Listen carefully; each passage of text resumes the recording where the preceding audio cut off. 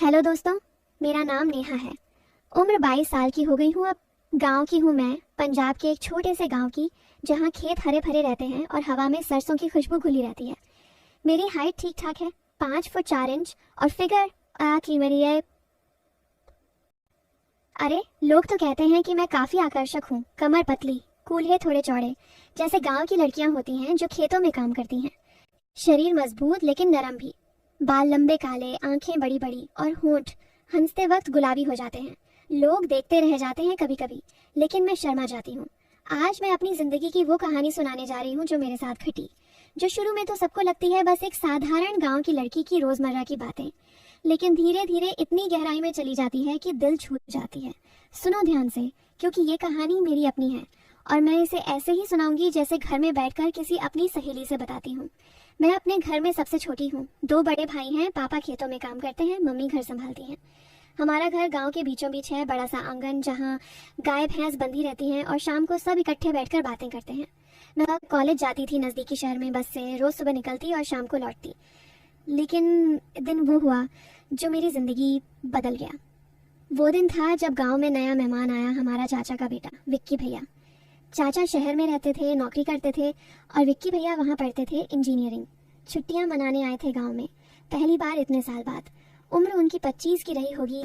लंबे, गोरा, शरीर मजबूत, जिम जाते थे शायद, क्योंकि बाजू मोटी मोटी लगती थी। जब वो आए तो पूरे गांव में बात हो गई, अरे शहर का लड़का आया है, कितना स्मार्ट है।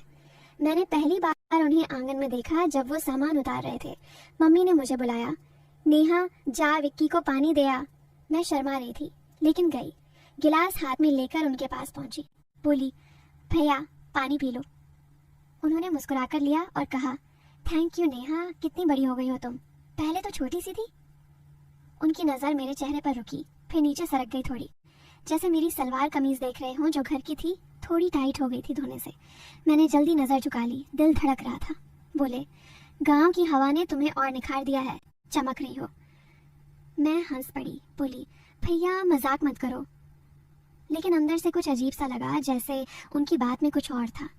वो हंसे और बोले, मजाक नहीं सच, अब बताओ कोई बॉयफ्रेंड वगैरह। मैं लाल हो गई, बोली, अरे भैया क्या बात कर रहे हो, गांव में कहाँ ऐसे चक्कर। वो बोले, अच्छा तो मैं पहला मौका लूं। मैं चौंक गई, लेकिन वो हंस रहे थे। शायद मजाक था, लेकिन थोड़ा सस्पेंस सा लगा, जैसे कुछ होने वाला है। उसके बाद विक्की भैया घर में ही रहने लगे। सुबह खेतों पर जाते पापा के साथ मदद करते, और शाम को आंगन में बैठते। मैं घर का काम करती, रोटी बनाती, और कभी कभी उनके पास बैठ जाती बात करने। एक शाम की बात है, सब बाहर बैठे थे, चाय पी रहे थे। विक्की भैया ने कहा, नेहा तुम्हारी चाय बहुत अच्छी बनती है, गरम गरम, अंदर तक सुकून देती है। सब हंसे। मम्मी बोली, हाँ हमारी नेहा सब काम में उस्ताद है। लेकिन विक्की भैया की नज़र मुझ पर थी। बोले, हाँ आंटी, नेहा तो पूरी पैकेज है, जो चाहो मिल जाएगा। मैं समझ नहीं पाई पहले, लेकिन बाद में सोचा तो लगा कुछ था, लेकिन मैं हंस दी। बोली, भैया चाय और पिए। वो बोले, हाँ और डालो, जितनी ज्यादा उतना मजा। दिल में कुछ कुरबुर हुई, लेकिन मैंने इग्नोर कर दिया। रात को सोते वक्त सोचा, विक्की भैया शहर के हैं, बातें ऐसी ही करते होंगे। लेकिन मन में था, क्या वो सच में मजाक कर रहे हैं या कुछ और। धीरे धीरे दिन बीतने लगे। विक्की भैया मुझे कभी खेत पर बुलाते, कहते, नेहा चलो घुमाऊं तुम्हें ट्रैक्टर पर। पहली बार मैं मना कर रही थी, लेकिन मम्मी बोली, जा बेटी मजा आएगा। मैं बैठ गई उनके बगल में ट्रैक्टर पर। खेतों के बीच से गुजर रहे थे, हवा चल रही थी, मेरे दुपट्टे उड़ रहे थे। विक्की भैया ड्राइव कर रहे थे और बोले, नेहा गांव की ये हवा कितनी अच्छी है ना, शरीर को छूती है ऐसे कि सिहरन सी आ जाती है। मैं चुप रही, लेकिन लगा जैसे उनकी बात मेरे लिए थी। फिर बोले, तुम्हें ठंड नहीं लग रही, पास आ जाओ थोड़ा। मैं हंस पड़ी, बोली, भैया ठंड नहीं लग रही। लेकिन वो बोले, अरे ट्रैक्टर हिल रहा है, गिर ना जाना, मैं पकड़ लूं।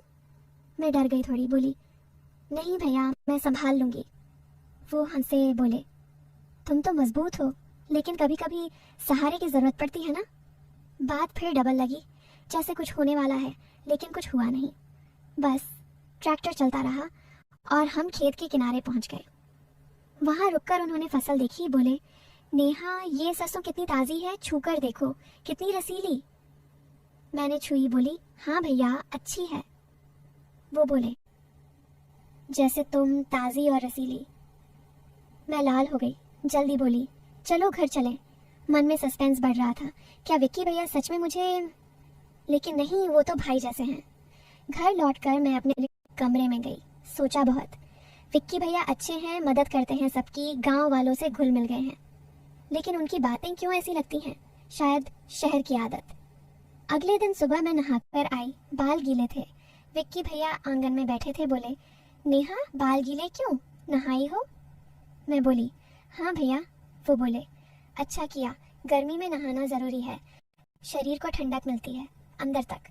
फिर मुस्कुराए। मैं समझ गई थोड़ा था, लेकिन हंस दी। दिन भर काम में लगी रही। शाम को फिर बातें हुई। विक्की भैया ने कहा कि वो गांव में एक प्रोजेक्ट करना चाहते हैं, जैसे सोलर पंप लगवाना खेतों के लिए, क्योंकि शहर में पड़े हैं तो कुछ नया करना चाहते हैं। पापा खुश हो गए, बोले, बेटा तू कर, हम साथ देंगे। मैं सुन रही थी, मन में सोचा विक्की भैया कितने अच्छे हैं, गांव के लिए सोचते हैं। फिर एक दिन वो हुआ जो सस्पेंस बढ़ा दिया।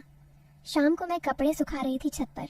विक्की भैया ऊपर आ गए, बोले, नेहा मदद करूं? मैं बोली, नहीं भैया, हो जाएगा। लेकिन वो पास आ गए, एक साड़ी उठाई मम्मी की, बोले, ये कितनी सॉफ्ट है, छूने में मजा आता है। मैं चौंक गई, बोली, भैया वो मम्मी की है। वो हंसे, बोले, मजाक कर रहा हूँ, लेकिन सच में गांव के कपड़े अच्छे होते हैं, शरीर से चिपकते नहीं ज्यादा। बात फिर अजीब लगी, जैसे मेरे कपड़ों की तरफ इशारा। मैं जल्दी नीचे आ गई। रात को डिनर के वक्त सब बैठे थे। विक्की भैया ने कहा, नेहा तुम्हारी रोटी बहुत नरम बनती है, मुंह मुंह में घुल जाती है। सब हंसे। भाई बोले, हाँ हमारी बहन उस्ताद है, लेकिन मुझे लगा थोड़ा ज्यादा ही, लेकिन कुछ कहा नहीं। धीरे धीरे विक्की भैया गांव के काम में लग गए। वो पंप की जगह देखने गए, मैं भी साथ गई, क्योंकि पापा बोले मदद कर। खेत में पानी की नहर के पास पहुंचे। वहाँ कीचड़ था थोड़ा, मैं फिसली थोड़ी। विक्की भैया ने हाथ पकड़ लिया, बोले, संभलो नेहा, गिर जाओगी तो गंदी हो जाओगी, मैं उठा लूं? मैं बोली, नहीं भैया ठीक हूँ। उनका हाथ गर्म था, मजबूत, दिल धड़का, लेकिन छोड़ दिया जल्दी।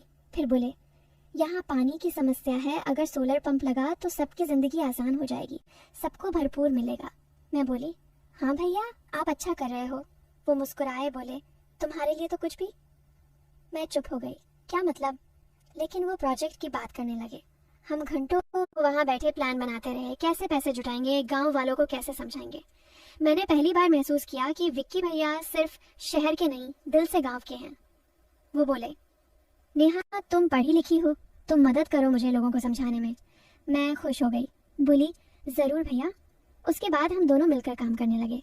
गांव वालों के घर जाते, समझाते कि सोलर पंप से बिजली का बिल नहीं, पानी भरपूर। शुरू में लोग हिचकिचाते, कहते शहर का चक्कर है, पैसा डूब जाएगा, लेकिन विक्की भैया धैर्य से समझाते और मैं साथ होती। एक दिन एक अंकल बोले, विक्की बेटा तू तो शहर में अच्छी नौकरी कर सकता है, यहाँ क्यों समय खराब? विक्की भैया बोले, अंकल गांव ही तो हमारा है,